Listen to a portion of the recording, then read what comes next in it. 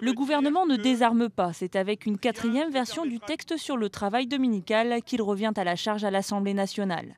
Les 3 premières moutures avaient provoqué une levée de boucliers, y compris dans les rangs de la majorité.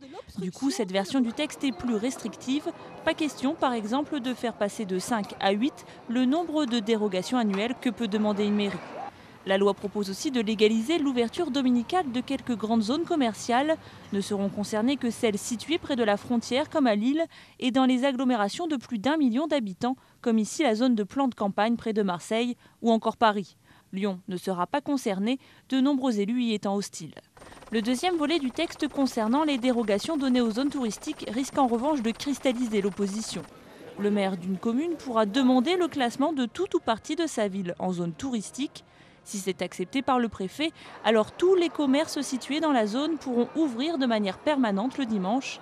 Mais aucune contrepartie pour les salariés concernés n'est prévue, pas de doublement du salaire, comme c'est le cas aujourd'hui, ni volontariat des employés.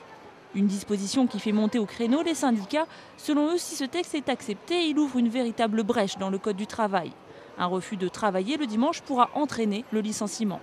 Autre point de litige, le nombre de ces futures zones touristiques.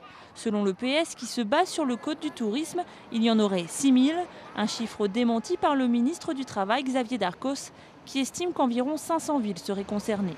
Nicolas Sarkozy veut même aller plus loin, transformer toute la capitale en zone touristique jusqu'au quartier de la Défense.